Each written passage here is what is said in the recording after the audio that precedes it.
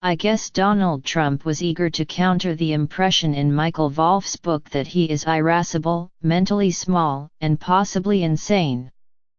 On Tuesday, he allowed a bipartisan session in the White House about immigration to be televised for nearly an hour. Surely, he thought that he would be able to demonstrate to the world his lucidity and acumen, his grasp of the issues and his relish for rapprochement with his political adversaries.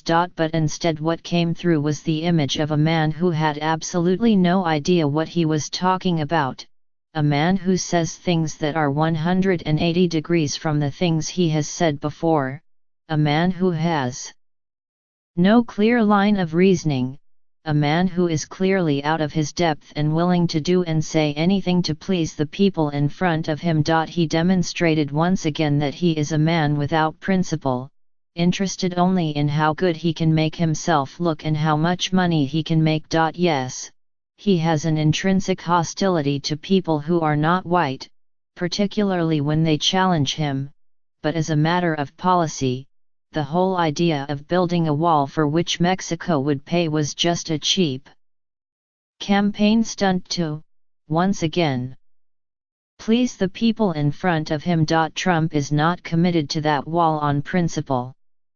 He is committed only to looking good as a result of whatever comes of it. Mexico is never going to pay for it, and he knows it. He has always known it. That was just another lie. Someone must have stuck the phrases chain migration and diversity lottery into his brain, easy buzzwords, you see, and he can now rail against those ideas for applause lines. But he is completely malleable on actual immigration policy. He doesn't have the stamina for that much reading.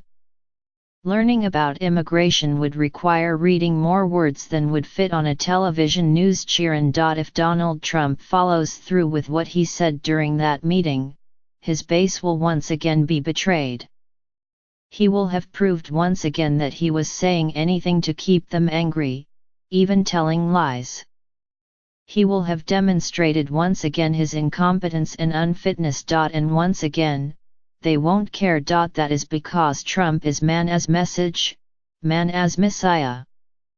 Trump support isn't philosophical but theological. Trumpism is a religion founded on patriarchy and white supremacy. It is the belief that even the least qualified man is a better choice than the most qualified woman, and a belief that the most vile, anti-intellectual, scandal-plagued simpleton of a white man is sufficient to follow in the presidential footsteps of the best educated, most eloquent, most affable black man. As President Lyndon B. Johnson said in the 1960s to a young Bill Moyers, if you can convince the lowest white man he's better than the best colored man, he won't notice you're picking his pocket.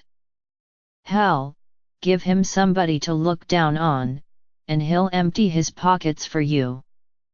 Trump's supporters are saying to us, screaming to us, that although he may be the lowest white man, he is still better than Barack Obama, the best colored man. In a way, Donald Trump represents white people's right to be wrong and still be right. He is the embodiment of the unassailability of white power and white privilege. To abandon him is to give up on the pact that America has made with its white citizens from the beginning.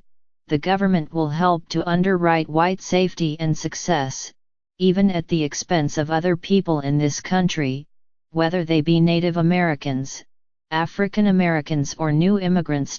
But this idea of elevating the lowest white man over those more qualified or deserving didn't begin with Johnson's articulation and won't end with Trump's manifestation.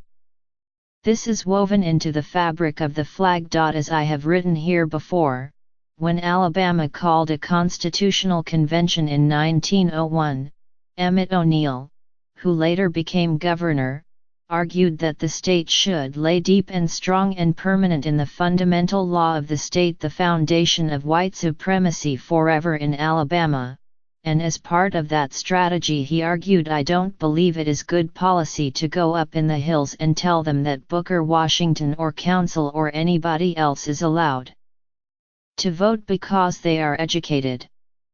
The minute you do that, every white man who is not educated is disfranchised on the same proposition." In his essay Black Reconstruction in America, 1860–1880, W.E.B. Du Bois discussed why poor whites didn't make common cause with poor blacks and slaves but instead prized their roles as overseers and slave catchers, eagerly joining the Klan. This fed the white man's vanity because it associated him with the masters. Du Bois wrote. He continued, "Slavery bred in the poor white a dislike of Negro toil of all sorts. He never regarded himself as a laborer, or as part of any labor movement. If he had any ambition at all, it was to become a planter and to own niggers. To these Negroes he transferred all the dislike and hatred which he had for the whole slave system. The result was that the system was held stable and intact by the poor white. For white supremacy to be made perfect, the lowest white man must be exalted above those who are black. No matter how much of an embarrassment and a failure Trump proves to be, his exploits must be judged a success. He must be deemed a correction to Barack Obama and a superior choice to Hillary Clinton. White supremacy demands it. Patriarchy demands it. Trump's supporters demand it.